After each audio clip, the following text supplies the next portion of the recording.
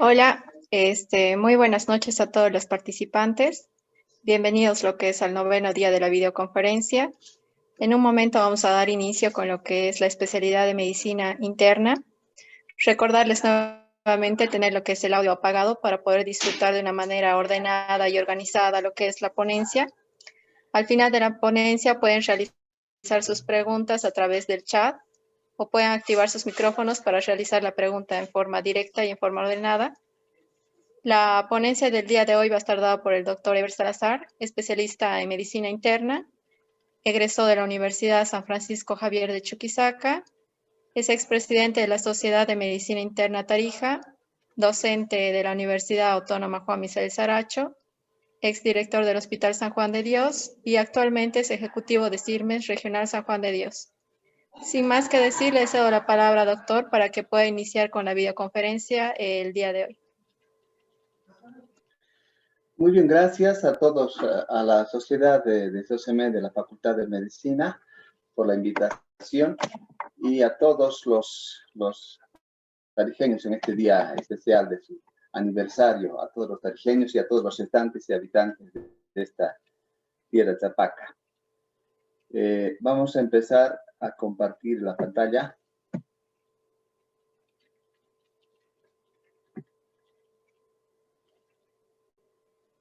¿Sí? ¿Cómo se ve? Se ve, doctor. Muy bien. Entonces, estamos bien de audio, ¿no? ¿Podemos empezar? Sí, doctor, puede empezar. Sí. Ya, muy bien. Entonces, el tema que nos tocó exponer es abdomen agudo. Bueno, en principio, cuando me invitaron a dar tema, pues habíamos pensado como que estamos en pandemia, dar un tema, digamos, referente a coronavirus, como que los perfiles epidemiológicos están cambiando últimamente también. Pero, sin embargo, habíamos visto importante dar el tema de abdomen agudo porque es una de las patologías o de los cuadros clínicos que se ven con bastante frecuencia no solo en consultorio externo, sino también en emergencias. Entonces, vamos a ver que el abdomen agudo como que, pues, es una condición clínica donde tomamos en cuenta varios aspectos que tenemos que tomar en cuenta. Especialmente definimos como un abdomen agudo, ya sea quirúrgico o a veces médico, cuya evolución a veces es progresiva y sin retorno atrás, si no se diagnostica oportunamente y se toma una acción decidida, porque su retraso en el diagnóstico obviamente genera mayor mortalidad. Y para eso vamos a hacer las diferencias que tenemos con respecto a lo que es el abdomen agudo quirúrgico y el abdomen agudo médico. Un poquito con algunas consideraciones de que, por ejemplo, a nivel Europa incluso se habla de que un 45% de dolores abdominales agudos, que se definen como dolores abdominales agudos idiopáticos, como que un 25% son de causa apendiculares y un 10% de problemas de colecistitis.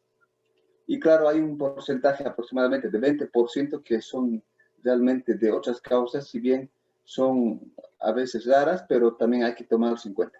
O sea, en otras palabras, lo que queremos expresar es de que no todo abdomen o dolor abdominal es pues sinónimo de apendicitis y de colecistitis.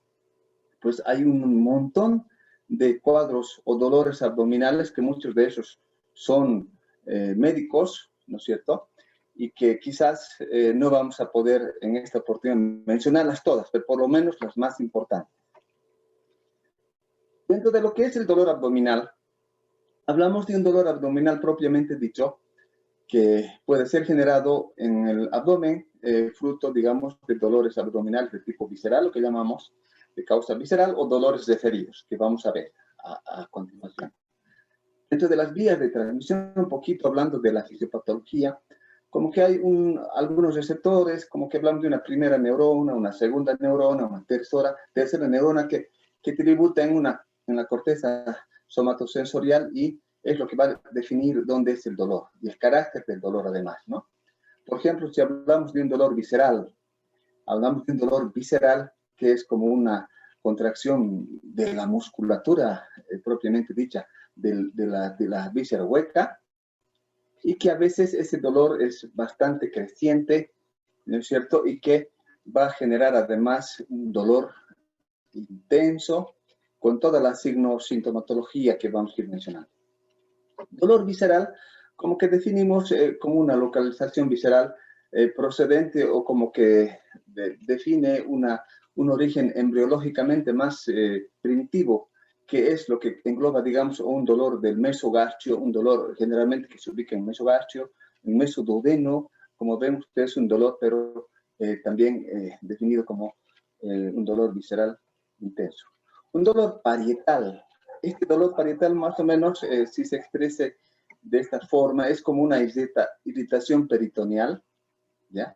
Que generalmente genera también contracturas musculares. A eso es lo que vamos a hablar, digamos, de reacción peritoneal. Ya cuando hay un intenso dolor parietal que provoca una irritación peritoneal.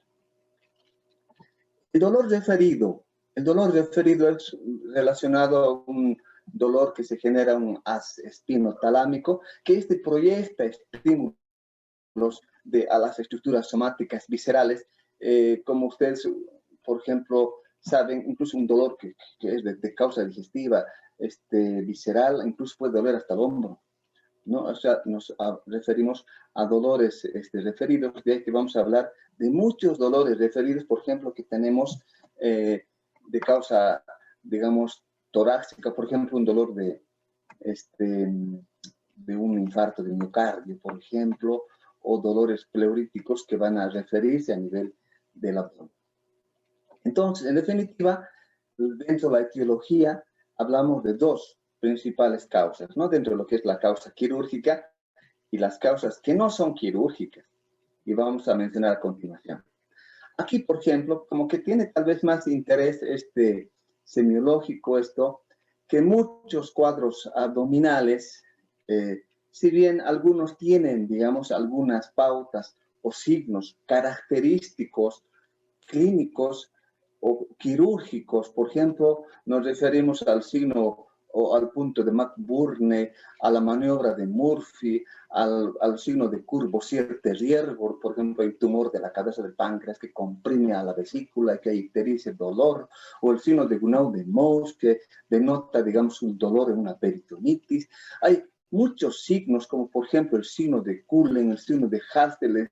Hay muchos signos que son eminentemente quirúrgicos, pero como que algunos pueden confundirse como con cuadros clínicos que no son quirúrgicos. O sea, son cuadros de abdomen agudo médicos. Y esta es la charla principalmente de hoy. Entonces, abdomen agudo médico se define como que es mejor cometer, o se cometen más errores, perdón, por no preguntar y examinar al enfermo, por ignorancia. Es decir, ciertamente, en esta época, por ejemplo, que estamos en la pandemia, nos estamos acostumbrando a tener una especie de relación técnica. Es decir, viene un paciente, nosotros le pedimos tomografía, por nada más que le pedimos casi cada 8 horas, ¿no? O sea, laboratorios de todo y nada, a veces con justificación, a veces en exceso, y como que un poco, tal vez por temor que pueda justificarse esto por la pandemia, reitero, del coronavirus, a veces no lo examinamos al paciente adecuadamente, por temor, por estas explicaciones que estamos mencionando. Pero hay muchos trastornos con muchas manifestaciones sindromáticas de abdomen agudo, pero que no son de resolución quirúrgica, como decíamos. Ciertamente, el diagnóstico a veces no es fácil, o sea, siempre hay dudas a veces, pero concluimos de que el ofrecer a un paciente el mejor beneficio posible, a veces prefiriendo incluso una intervención quirúrgica, a veces innecesaria, mejor es antes de correr riesgos de que una enfermedad progrese y evolucione progresivamente hasta llegar a una fase irreversible. En otras palabras, lo que estoy diciendo es que a veces cuando hay dudas diagnósticas, ¿ya? En un abdomen agudo, es mejor abrir, ¿ya? Es mejor abrir que el paciente se complique, ¿ya? Entonces, vamos a describir algunos padecimientos intraabdominales que requieren cirugía inmediata. Dentro de estos es obvio mencionar una apendicitis aguda, por ejemplo, perforada, por ejemplo, o si hay una obstrucción intestinal con estrangulación o perforación de víscera hueca o perforación de ciego, sigmoides, colecistitis, por ejemplo, aguda complicada o un aneurisma de aorta abdominal, que es una de las condiciones dramáticas, por ejemplo, un aneurisma disecante de la aorta. Si no se opera, va a morir. Y algunas condiciones que son de urgencia quirúrgica, por ejemplo, dentro de las ginecológicas, como un quiste torcido o embarazo ectópico, por ejemplo, que es sumamente intenso dolor que ocasiona a los pacientes. Y este tema de la pancreatitis aguda, por ejemplo. Aquí hemos puesto como que entre signos de interrogación, porque las pancreatitis, como ustedes verán, en una condición clínica, digamos, cuando por más que haya complicaciones locales, como nos referimos a la pancreatitis necrohemorrágica, y si a esto, por ejemplo, se asocia una sepsis, a veces es mejor diferirlo o esperar mejor lo más posible. Alguna vez yo me acuerdo de un paciente, se internó en sala y estaba con pancreatitis asociado a litiasis biliar. Y el paciente me dice, ¿sabes qué, doctor? No me he hecho operar de la vesícula, me quería operar al doctorcito, y es que me ha cobrado 12.000 bolivianos, me dice. Yo digo, bien que te ha cobrado así. Porque si te cobraba un poco más barato, te hacías operar de la pancreatitis aguda y te complicabas, porque a veces el páncreas en una fase aguda no hay que hurgarle mucho, a veces ni mirarlo, ¿ya? Entonces, el grupo B, hablamos de padecimientos abdominales que no requieren cirugía. Dentro de estos hablamos de las enfermedades acidopépticas no complicadas, aunque parezca mentira, sí, algunos cuadros abdominales agudos que son por un ácido péptico que no son complicadas puede generar mucho dolor y a veces simular cuadros abdominales agudos quirúrgicos. Y dentro de estos, algunos también los padecimientos también hepáticos, incluso las hepatitis, aunque en realidad estos no son, digamos, cuadros muy dramáticos con respecto a las hepatitis, me refiero. Algunos cuadros intestinales, por ejemplo, ileitis terminal o gastroenteritis, sí, muchos que simulan cuadros quirúrgicos, pero son que no requieren cirugía. Y las infecciones urinarias, aunque ustedes se ríen, pero algunas veces vamos a hacer interconsulta, por ejemplo, a cirugía por diagnóstico de infección urinaria. Entonces, el residente me muestra su infección o su laboratorio como infección de ¿qué está haciendo aquí en tu sala? Y me dice, claro, es que parecía quirúrgico, pero más bien parecía una infección urinaria. Algunos, sobre todo las infecciones urinarias altas, simulan cuadros quirúrgicos en algunas oportunidades. Y obviamente los cólicos nefroureterales o cólicos renales, ¿no? O urolitiasis, que a veces es un intenso dolor también, que a veces se hace confundir con un cuadro abdominal quirúrgico. Algunos padecimientos ginecológicos, como las enfermedades pélvicas inflamatorias, o algunos a las peritonitis bacterianas espontáneas, también simulan cuadros quirúrgicos por mucho dolor, o algunas hemorragias intraburales del intestino grueso, por ejemplo, relacionados a los que reciben anticoagulantes, ¿no? Aunque algunas causas, por ejemplo, son un poco raras, por ejemplo, nos referimos a las porfirias, ¿no? O sea, vamos a ir un poquito detallando esto. Por ejemplo, las porfirias son algunos trastornos del grupo M que incluso los pacientes acuden de un médico a otro médico por dolor abdominal y a veces tal vez no se lo administra de mala fe, digamos, los medicamentos que a veces empeoran su cuadro de porfiria, ¿no? Que a veces es de difícil diagnóstico, aunque es un poco raro, decíamos, ¿no? Algunos, como por ejemplo el saturnismo por intoxicación por plomo también, y las vasculitis, los fenómenos autoinmunes que también pueden acusar dolor, pero que no requieren cirugía. Pero estas Este grupo ahora relacionados a los padecimientos extraabdominales que simulan también abdomen agudo. ¿Cuántas veces hemos visto también algunos pacientes que tienen un infarto agudo de miocardio y a veces acusan un dolor abdominal, predominantemente en epigastrio? Obviamente eso explica un infarto de la cara diafragmática del corazón, pero es un dolor referido. Lo propio las pericarditis o algunas neumonías, por ejemplo. Las neumonías también a veces con dolor abdominal, pero el problema no está en abdomen, está en pulmones, ¿no? Y algunas veces también, incluso en el hospital, hemos visto casos de cetoacidosis diabética. Yo recuerdo un caso bastante emblemático también hace un par de años, cuando nos derivaban de un paciente postquirúrgico de una de las provincias, donde el paciente estaba prácticamente con las suturas a medio cerrar de la herida operatoria que ha tenido, pero parece que lo derivaron porque se dieron cuenta que era una cetoacidosis diabética. En algunos casos, o en algunos pacientes, la cetoacidosis diabética fácilmente simula, digamos, un cuadro abdominal quirúrgico, ya sea como apendicitis, incluso como colecistitis, ¿ya?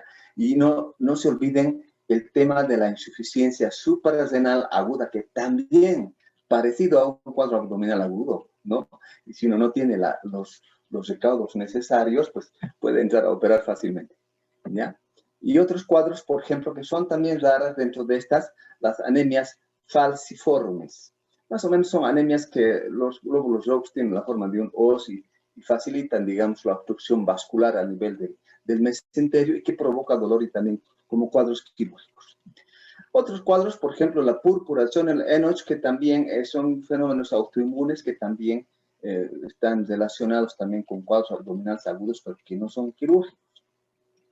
Más o menos para algunos jóvenes que se interesen en cuanto a la semiología.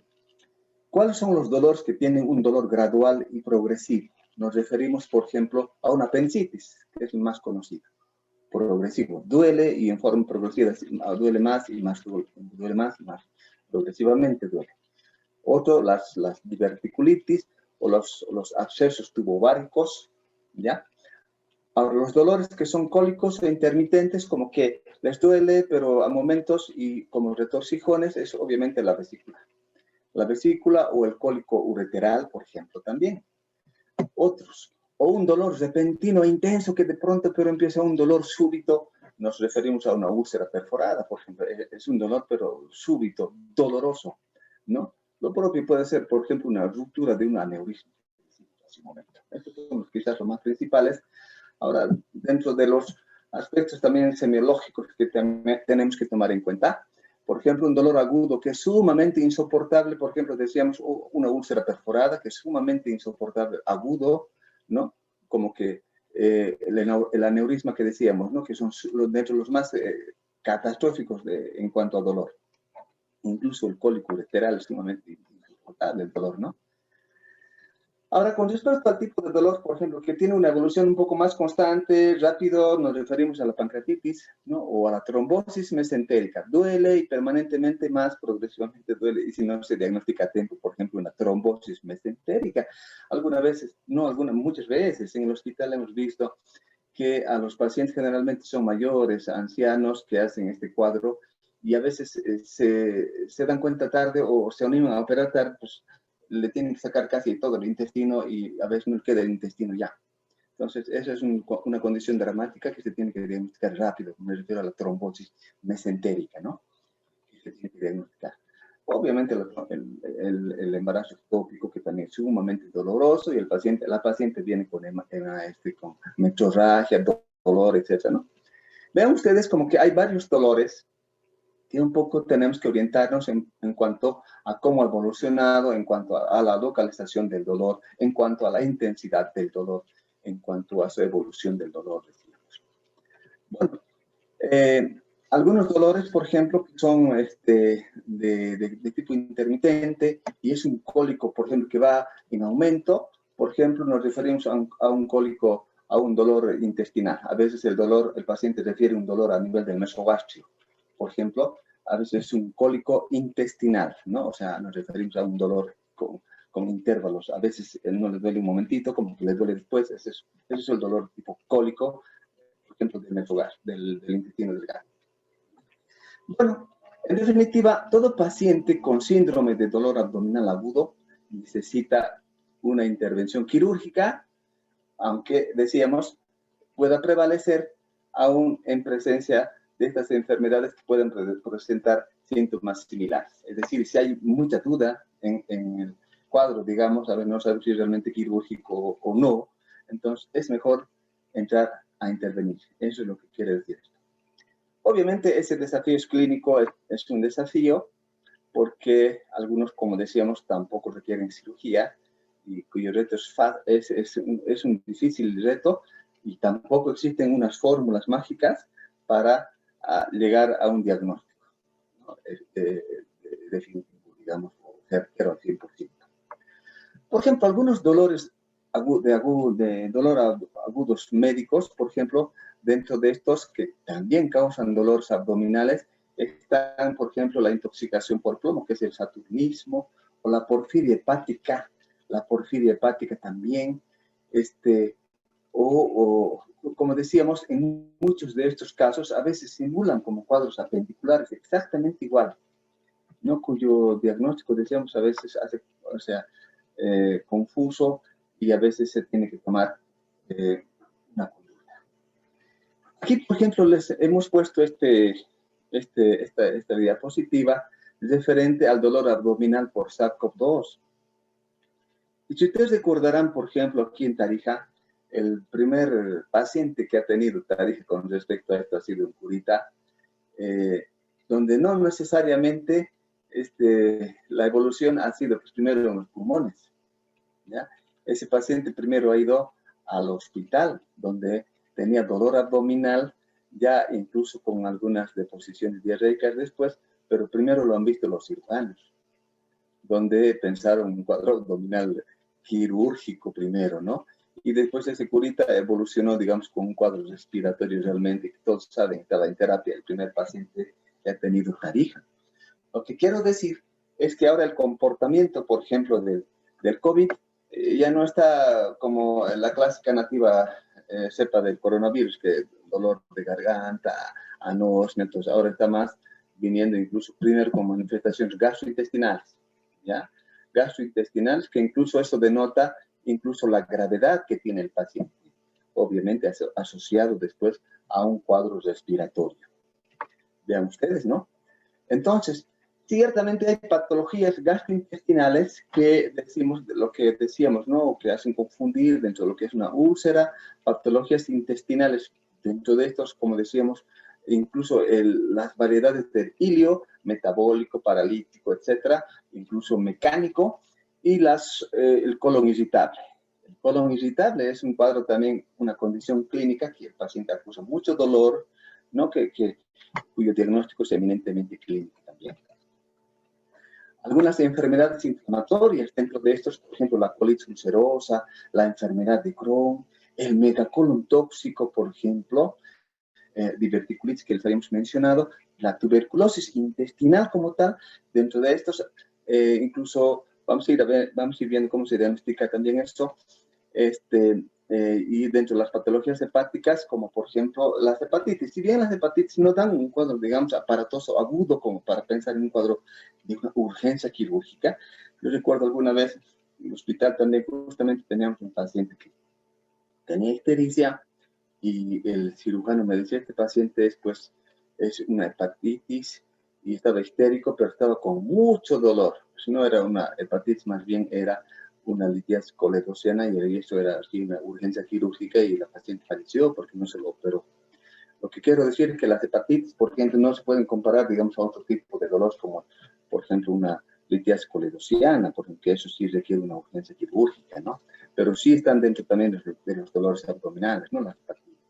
Otras, por ejemplo, el síndrome de Burchard, que si bien son raras también, estas no más son relacionadas a oclusiones de las venas suprahepáticas, que incluso tal vez en algunos casos, nosotros también tenemos estos casos, tal vez sin diagnosticarlos, porque estos derivan, por ejemplo, en una síndrome de hipertensión portal, en una insuficiencia hepática, en una cirrosis, donde nosotros en primera instancia estamos pensando bueno, en principio no son pacientes estilistas, tal vez estén pensando solo en autoinmunes, etcétera, pero esta patología es relativamente rara, pero también están dentro de los dolores abdominales. La patología pancreática, ya habíamos hablado, y otros cuadros de mesenterio, especialmente las carcinomatosis mesentéricas. De estos sí, los que tenemos en sala, muchos pacientes que acusan, como pacientes oncológicos con carcinomatosis mesentérica y acusan mucho dolor abdominal. Dentro de las causas extraabdominales decíamos, ya habíamos hablado de las neumonías, los infartos agudos de miocardio, dentro de los dolores de tipo pélvico también, las de tipo retroperitoneal, no nos olvidemos también dentro de estas, se refiere a los tumores también renales, y las pielonefritis que habíamos mencionado, que ocasionan mucho dolor también. Bueno, de los metabólicos, repasando un poquito, que habíamos mencionado, incluso algunos pacientes con insuficiencias renales crónicas relativos a una intensa uremia también acusan dolor. La cetoacidosis que habíamos mencionado, la insuficiencia suprarrenal, dentro de los metabólicos también, otros trastornos de hiper o hipoparatiroidismo, la porfiria que habíamos mencionado, el saturnismo y la anemia de células falciformes también, que es una condición también relativamente rara, pero que si no se diagnostica, el paciente puede seguir con dolor. Y algunas enfermedades sistémicas, dentro de estos, las vasculitis, el lupus, la enfermedad de Scholl-Henoch también, que está relacionada con algunos problemas también de tipo vascular y que genera procesos obstructivos y dolor también. Además de la esclerodermia, la dermatomiositis también se comportan con dolor abdominal. No vamos a entrar en mucho detalle de estas patologías, pero estamos mencionando solamente. Con respecto a algunas infecciosas, también las fiebres, por ejemplo, tifoidea, relacionado a dolores abdominales, la peritonitis bacteriana espontánea, la tuberculosis, la mononucleosis infecciosa. Vean ustedes, son muchos los dolores abdominales que no son necesariamente quirúrgicos. Las causas neurogénicas, por ejemplo, como por ejemplo por compresión o hernia de disco, que generan arterios de la columna, un dolor irradiado que puede generar dolor abdominal también. Dentro de algunas neuroendocrinas aquí, también se menciona el hipotiroidismo especialmente, ¿no? El hipotiroidismo. Otras, como son, por ejemplo, diverticulitis, amiloidosis, también vean ustedes, son muchas dentro de los más frecuentes, ¿no? En definitiva, la clasificación, hablamos de síndrome peritonítico inflamatorio, hablamos de síndrome oclusivo, o sea, síndrome oclusivo, por ejemplo, un bolo, etc. Síndrome hemorrágico, síndrome mixto también o indefinido, que puede ser hemorrágico, oclusivo, o sea, indefinido. O sea, eso es más la clasificación grande que se hace con respecto a los síndromes de dolor abdominal. Pero hay algunos casos, por ejemplo, donde hablamos de pacientes especiales, es decir, cuando tenemos pacientes, por ejemplo, que tienen dolor abdominal y como que a veces pueda requerir, digamos, una intervención quirúrgica o es un abdomen agudo quirúrgico, pero la preocupación a veces que se tiene son pacientes que a veces son embarazadas en su segundo o tercer trimestre, ¿ya? O los pacientes que están inmunodeprimidos, ¿no? O pacientes intoxicados. ¿Se imaginan ustedes cuando incluso pacientes mayores y están con sepsis y cuyo foco de sepsis a veces está en el abdomen? Muchas veces hemos tenido eso, que el cirujano a veces no se anima ya en operarlo, ¿no? O sea, son pacientes especiales. O pacientes con enfermedades sistémicas, decíamos, o pacientes con insuficiencias renales, por ejemplo, ¿no? O sea, no son pacientes fáciles de abrirles el estómago cada rato, ¿no? O sea, son pacientes especiales o pacientes con cirrosis hepática o pacientes que ciertamente están con problemas hematológicos incluso o oncohematológicos y que reciben anticoagulantes también de por medio, son pacientes especiales, ¿no? Una diabetes o algunos procesos neoplásicos también ya son pacientes sumamente especiales, ¿no? Entonces, lo que se trata es hacer un buen diagnóstico. Para eso es recomendable esto como que es una forma muy clásica de decir de que todo abdomen agudo, con una buena historia clínica, se puede llegar al diagnóstico en un 80%. En un 80%. O sea, un buen examen físico, una buena anamnesis, se llega a un 80% con una buena historia clínica. Y vean ustedes, el 20% apenas nos ayudan con el diagnóstico con respecto a los exámenes complementarios. Vean ustedes, ¿no? O sea, lo que les decía hace un momento, nosotros nos estamos acostumbrando a hacer una medicina más técnica, donde primero pedimos tomografía, resonancia, ecografía. Claro que son instrumentos de diagnóstico, pero a veces nos descuidamos lo que es la parte clínica. Entonces, vean ustedes este enfoque. Si estamos hablando de un abdomen agudo, el dolor principalmente es, digamos, si es quirúrgico, precede a otros síntomas. Es decir, primero duele, después viene vómito, fiebre, náuseas, por ejemplo, ¿no? O eso, a lo contrario, si es un abdomen médico, primero vienen los síntomas y después los dolores, ¿no? O sea, como que esto, digamos, no es una norma tampoco, ¿no? Rígida. Si bien en la práctica los signos abdominales pueden faltar en algunos casos, o sea, incluso por más quirúrgico que sea, ¿no? Por ejemplo, si nosotros estamos frente a un paciente con abdomen agudo quirúrgico, nosotros vamos a esperar, por ejemplo, un abdomen en tabla, o una reacción peritoneal, o ruidos peristálticos que están con aumentos, con aumentado peristalsis, o tal vez silencio abdominal, o ruidos metálicos, etcétera. Todos estos componentes semiológicos como que pueden estar alterados, por ejemplo, en algunos casos de abdómenes agudos, cuando hablamos de abdomen agudo agotado, es decir, incluso ya no está ni como tal el abdomen, ¿no? A eso nos referimos. Entonces, no es una norma, o sea, no siempre esos signos peritoníticos nos van a dar 100% de diagnóstico.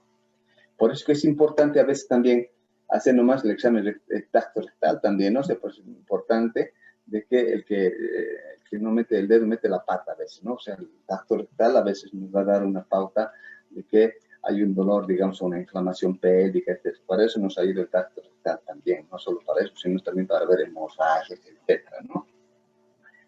Ahora, algunos enfoques también, por ejemplo, cuando tenemos un cuadro de una supuesta peritonitis, a veces nosotros estamos acostumbrados a hacer esas maniobras, por ejemplo, si recuerdan la maniobra clásica de Bloomberg, cuando hacemos una presión en la unión de la espina ilíaca anterior superior con el ombligo, unos 2 tercios externos con tercios internos, etc. No siempre ese dolor, en caso de una peritonitis, por ejemplo, es recomendable hacerlo saltar al paciente con dolor, porque a veces solamente se puede obtener esa información incluso con un signo de rebote, o sea, una percusión suave, digamos, si es una peritonitis, ¿no? O donde le duele, incluso nos puede especificar con mayor veracidad. O algunos signos también que nos ayudan, por ejemplo, el paciente lo hacemos toser, por ejemplo, y podemos definir palpando, no siempre con esas maniobras bruscas. No se imaginan ustedes hacer una maniobra de Bloomberg, por ejemplo, a un niño, o sea, y viene otro médico y le sigue haciendo esa maniobra de Bloomberg, se imaginan, ¿no? Pero son maniobras que también bueno, a veces se hacen. Con respecto a los abdómenes agudos de causa intestinal, perdón un ratito. Hablamos de los diferentes cilios. Dentro de estos, el mecánico, decíamos un vólvulo, por ejemplo, o un hilio paralítico, o un hilio, por ejemplo, de causa metabólica, por ejemplo, si el potasio está bajo, ¿no?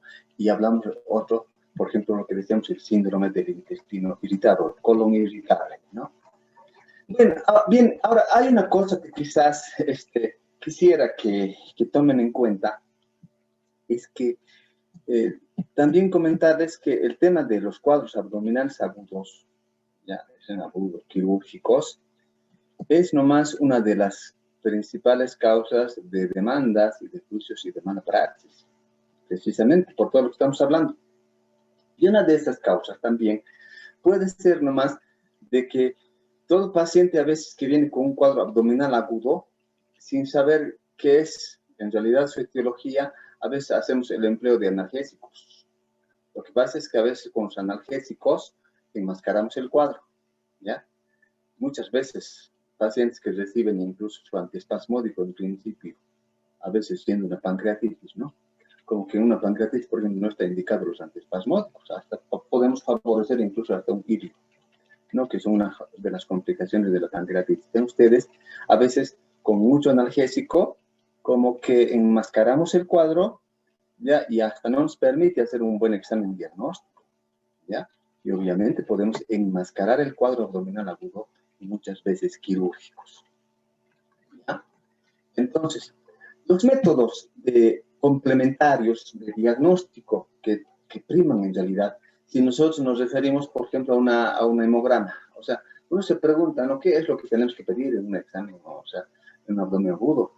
Por ejemplo, la leucocitosis, como que nos puede orientar, digamos, una leucocitosis con 20.000 blancos, puede estar como que sinónimo de una perforación intestinal o una colititis aguda o una enfermedad pélvica inflamatoria o un infarto intestinal, pero hay incluso casos ya de que además, por más perforación que haya de víscera, no siempre, el hemograma puede estar incluso normal.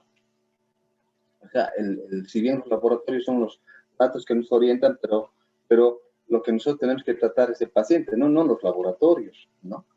Entonces, las pruebas de laboratorio básicos que, digamos, tendríamos que pedir, obviamente son los básicos, decíamos, los laboratorios, un hemograma, ¿no?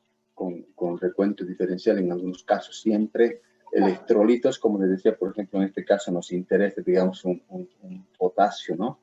Y el resto de electrolitos, por supuesto que también se pide, función renal, por ejemplo, urea creatinina, obviamente en el examen de orina, por las explicaciones que estamos dando, la gonadotropina coriónica, por ejemplo, para ver por si es un embarazo ectópico, por decir algo, la amilasa, por ejemplo, para descartar o diagnosticar una pancreatitis, por ejemplo, función hepática, fosfatasa alcalina, a veces también sí se pide, algunas enzimas hepáticas también, deshidrogenasa láctica, por ejemplo, también puede ser importante en algunos casos. Muchas veces, a veces requieren hasta cultivos de coproparasitológicos. Como vamos a ver, hay algunas formas infecciosas, incluso parasitarias o bacterianas también, que hacen cuadros infecciosos intestinales que a veces se comportan como cuadros abdominales agudos, ¿no?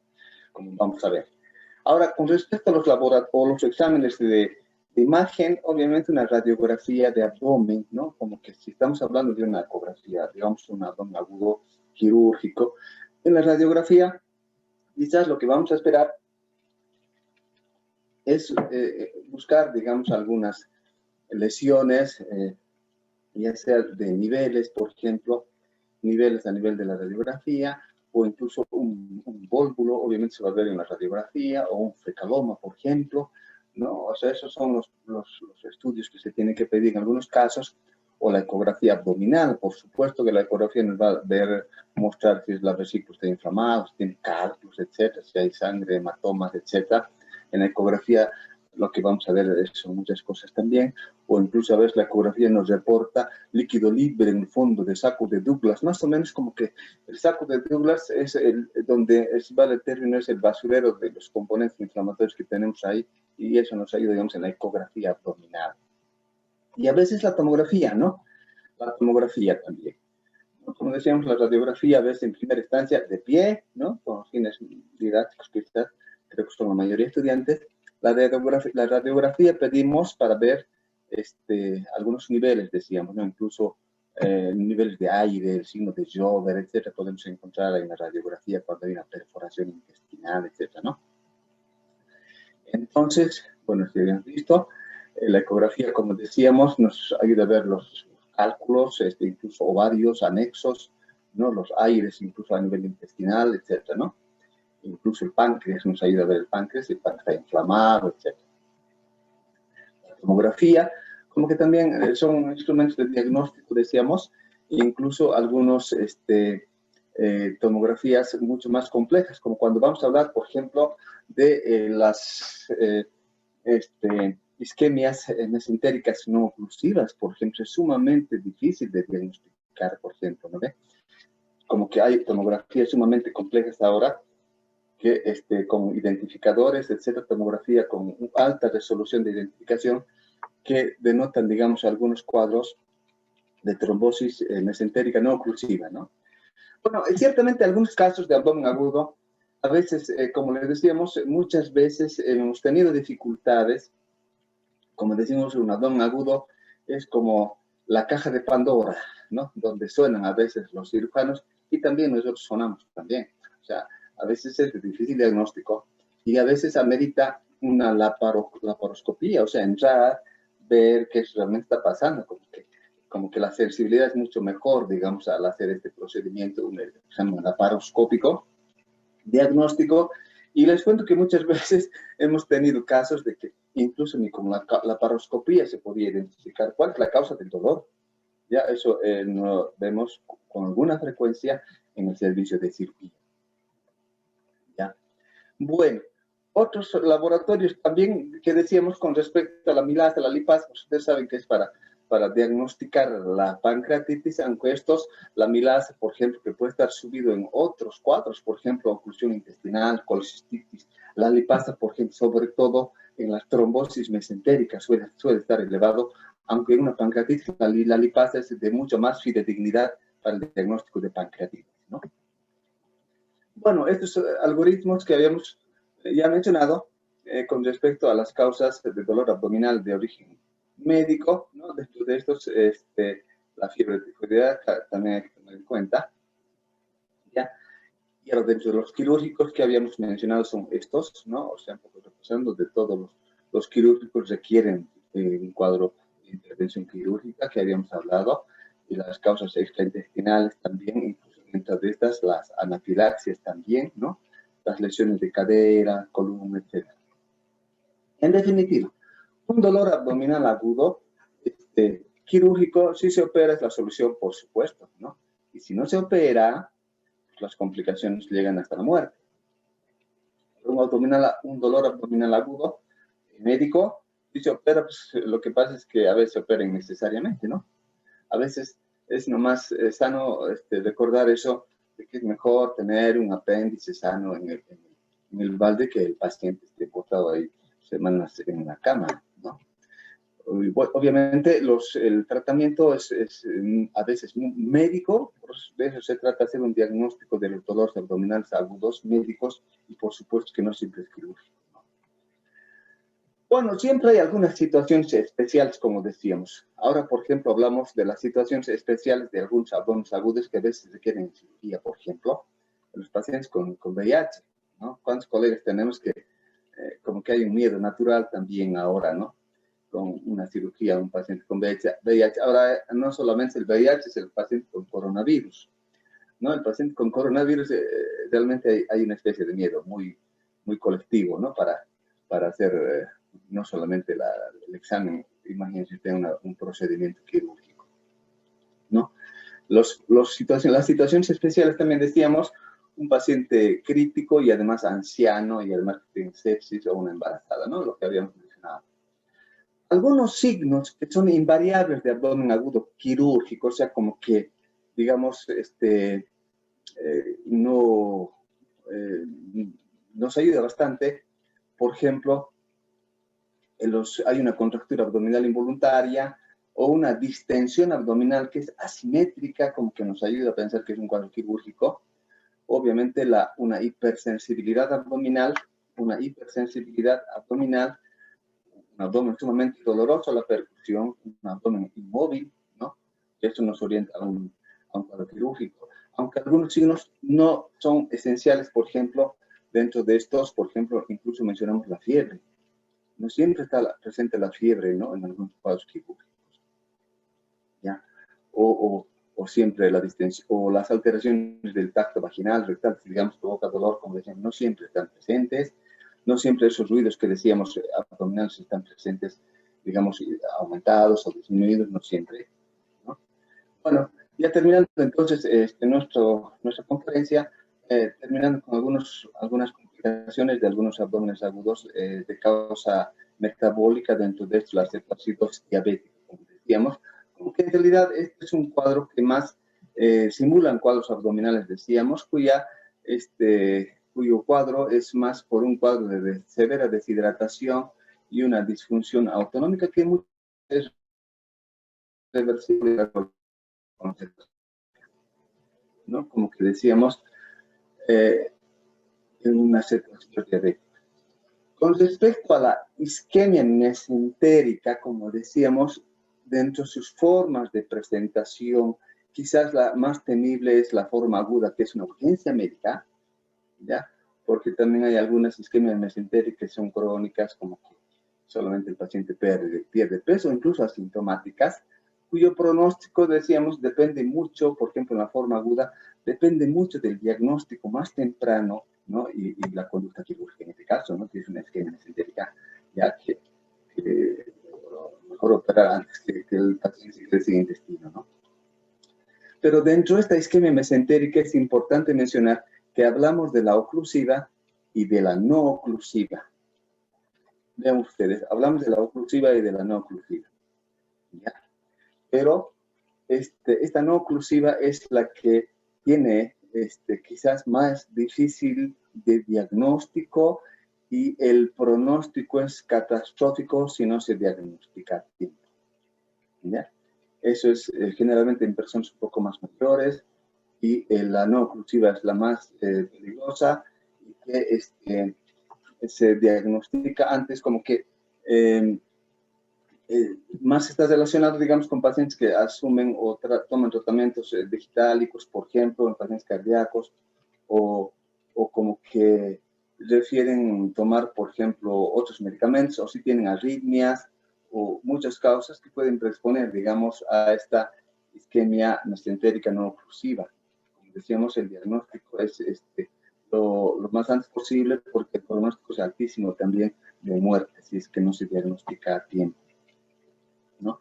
Entonces, a veces son pacientes que solamente tienen un dolor inexplicable, ¿no? A veces con hemorragias, incluso gastrointestinales, y que es un dolor, pero con mucha hipersensibilidad, hay un signo de rebote, hay un dolor muscular, y obviamente lo que nosotros a lo sumo, digamos, podemos hacer, pedir, digamos, algunas enzimas dentro de estas, la creatina fosfoquinasa. Hay un paciente que son pacientes que evolucionan con acidosis metabólica, etcétera, ¿no?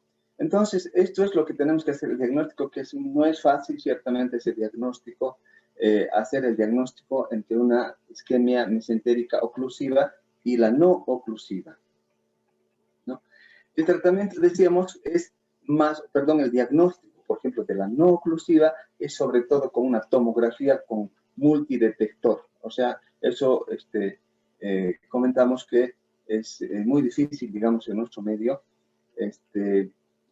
contar con este procedimiento para poder diagnosticar con más fidedignidad este cuadro.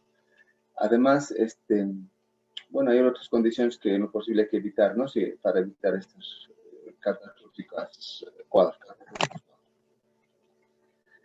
Bueno, son estos pacientes que hacen isquemia mesentérica crónica, también relacionados a algunos antecedentes, digamos, de factor de riesgo cardiovascular, dentro de estos que fuman, a veces tienen presión alta, a veces eventos cerebrovasculares, o pacientes que hacen insuficiencia renal crónica, o pacientes diabéticos, ¿no? O sea, ciertamente nosotros tenemos muchos pacientes en sala que a veces con dolor abdominal y de difícil diagnóstico.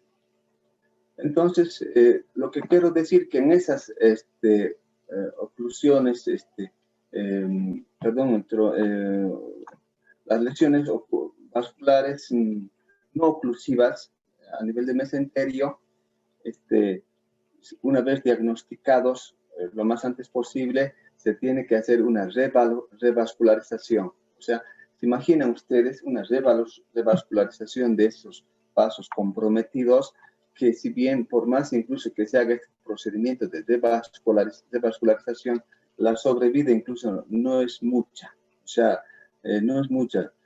Se estima entre 8 a 20% aproximadamente. O sea, eso es una técnica, digamos, que es muy compleja de realizar.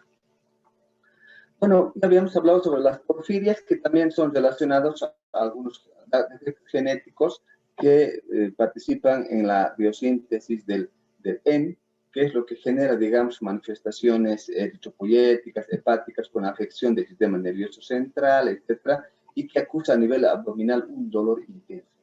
Las porfirias agudas, lo que les decíamos, son problemas de dolores a veces que los pacientes van de un médico a otro médico, incluso los mismos medicamentos pueden exacerbar este cuadro. ¿no? Entonces, el dolor, decíamos que incluso se asocia a disminución de ruidos hidroaéreos. Vean ustedes, se asocia además a dolor o distensión abdominal, hilo paralítico, no hay hipersensibilidad incluso abdominal, pero además hay fiebre o leucocitosis. Vean ustedes, se comporta como una abdominal. Ahora, otros cuadros dentro de esos, los procesos inflamatorios, por ejemplo, como la enfermedad de Crohn, que también son cuadros que acusan mucho dolor abdominal, cuya tríada es característica, se caracteriza por diarrea, dolor abdominal, pérdida de peso, ¿no? Que estimulan un cuadro abdominal también agudo. Bien. Creo que aquí faltaba un poco.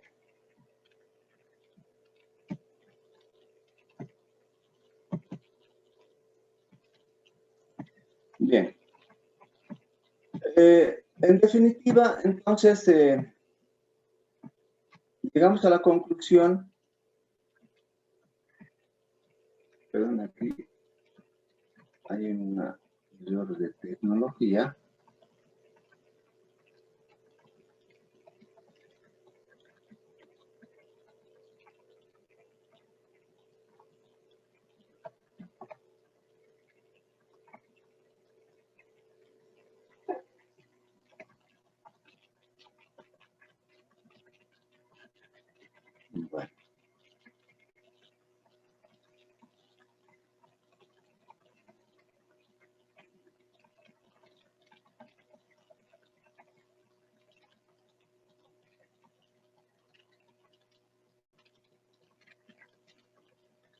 Bueno.